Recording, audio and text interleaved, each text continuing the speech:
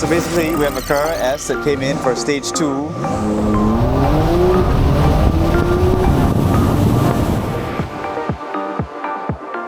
We didn't supply them the downpipes. Downpipes came from them, from the customer. So it's over here.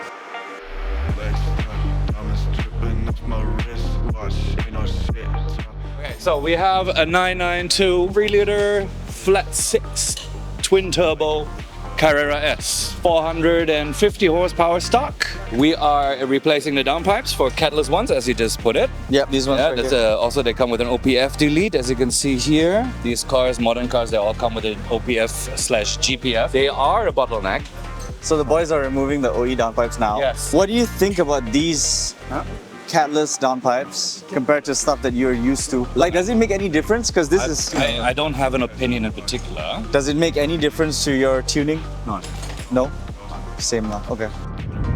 So what we have right here, and I explained it in a previous video, the hot exhaust gas exits the engine. This is where it needs more space. So this is where the diameter needs to be large. Then it tapers and follows this size. So what you want is to come from large to smaller, but not from large to smaller to large again. So that creates swirls, turbulence inside the exhaust. There's no sensor per se. I mean, these are GPF parts. This is also GPF. This is the pre-cat lambda. This is very important for us because this is mixture control. These have to be exactly where they are stock. So what a lot of people do is when they come up with aftermarket downpipe solutions and so on, they put a spacer in there. It basically is like this. The gases are traveling further to get to the sensor, so they report wrong readings. Yeah. This is something that I don't condone at all.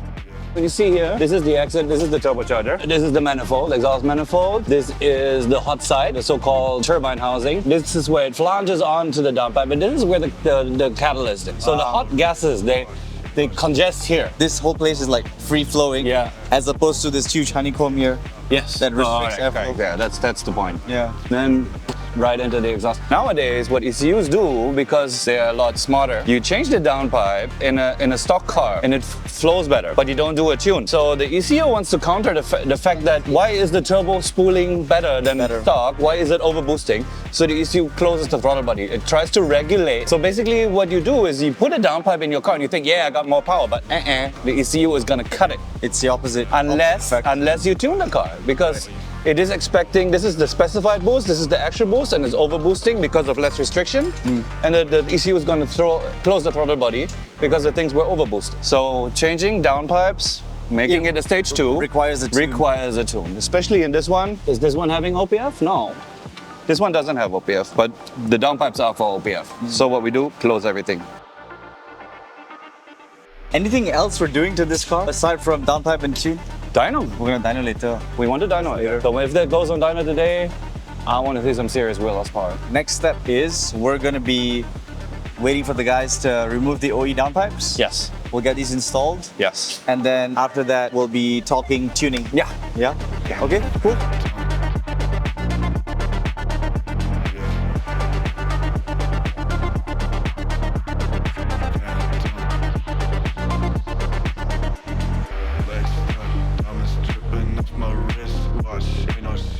Now, fast forward an hour later, what has happened to the car? But what we did is we fit the downpipes, which in the end turned out to be a deep OPF or GPF delete. So the downpipes were fitted. What Herman is doing right now, he's putting back the TCU. So the TCU is the transmission control unit. It is a separate control unit, apart from the ECU, the engine control unit, right? So they work in conjunction with each other. This one controls gear shifts, pressures, maximum torques, and so on and so forth. So the moment we remap the TCU, we can make the gear shifts a little crisper, a little quicker as well, and at the same time we can allow more torque.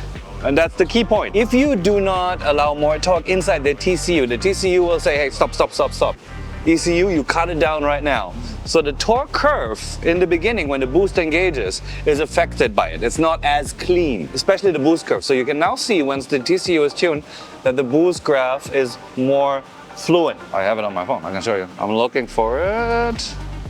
There, see how the boost goes and stays straight. With a stock TCU, it goes more like here, there's a little ditch, and then it will limit the torque, and then it will go up again. So now I've done it for this customer. It's a full-on stage 2 with the TCU remap. So the car will run like it is meant to be. How much power are we making with this? Based on your experience, of course we haven't dynoed it, but Okay, What are we so looking at? there's parts that are still, it's not an FBO, a fully bolt-on. Okay. It is only downpipes. Yes, The correct. exhaust, the muffler is all stock. Correct. The intercoolers are stock. Yep. The intake, or is there an intake for it? No, the intercoolers are stock. There's no particular intake for it. That's an intercooler unit. So if it was FBO, in Bangkok we have cracked 680 horsepower mark. Carrera S. However, as I said before, different dyno, Yeah. different reality. Correct. Right? I'm not negating their dyno. It measures drivetrain loss. I just know that here in Malaysia, if you would put this car on dyno, where there's no such dyno, there's a different brand, you cannot compare it. So I guess next step is we just go for a stage 2 log. Go ahead, See how the just car walk. performs.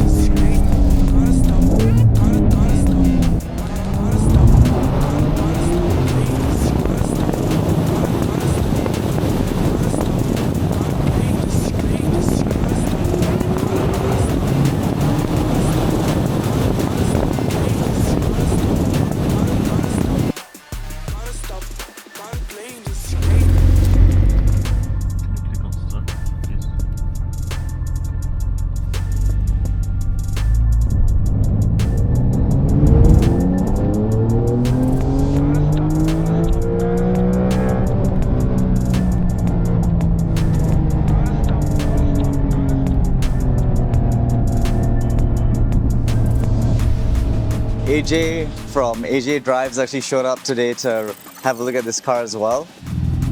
So, AJ drives me crazy. This is not what I thought I would be doing today.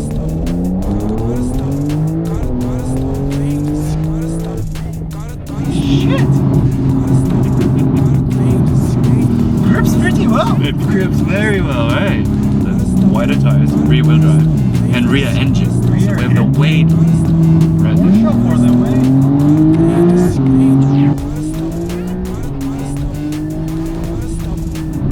Nice! Let's go! Perfect all-round sports car. You can drive it comfortably, you can drive it fast. Consumption is fair if you don't drive like you now. Okay. Yeah, it's really just a perfect everyday supercar. You know? Very elegant, beautiful car. It's still, you will look at this car when it passes by. You are very much in control. It handles pretty well. It's very good for daily practical driving. This is my opinion. Of course, I'm shooting myself in the foot right now by saying that stage 1 is enough. This is 1 or 2? This is 2, Okay. because it has different downpipes now. All right. You get a little more sound. This is the only thing that I have a problem with in these 992s. They have no good sound. Like what this car has right now, it has the Carrera S muffler with a valve control, and it has the downpipes, which let it breathe a little bit better, so we have a bit more bassy tone. But that's literally everything that I would do. This is perfect. They just went for a test drive on Mike's Stage 2 tune for the 911. So I'm just going to give him the road and have him speak to us about what his impressions are and how he thinks about the car. This is one of the craziest things I've ever driven. And we were just talking about this with him, that this is close to the best you can get for daily driving and whatever you want out of the car, out of any car. We're all huge fans of the 992. I think anyone who loves cars is a huge fan of the 992. Don't you think that it somehow has that amount of power? Yeah, You feel it could have a little more? I don't know if you share the same sentiment. I know it's bloody quick. V1, that tune was like quite This is now the same. I'm up the boost again, but I went back on stock timing because of intercooling. The logs look perfect. I'm very, very happy with the torque curve. I'm happy with the boost kicks in even sooner than stock. Yes. It benefits from the downpipes, it benefits from the tune. Air-fuel ratio is perfect, just that, like I said, the spark plugs look like they're a little worn. I would recommend the owner to look into that. So after driving this car, I only have one conclusion. I drove this and the Supra before this, the red Supra. With this the car is like, you want more? I'll give you more. Yeah, let's go, let's do it. And with the Supra is like, the more you rev it, it's like, you want more? I'm gonna kill you. But with this, you feel like you know what you're doing, even if you don't. I will do everything for you. You just relax, have fun. I like cars that are overpowered. I like when you get the feeling that you have a little too much. So you are, if you want to, you could overpower it. But it's within your control not to. Very happy with it. We all love that car. But if it was our car, stage 3 turbos, straight up. Right? 100%. 100%. There you go, people. We're stage 3 kind of people.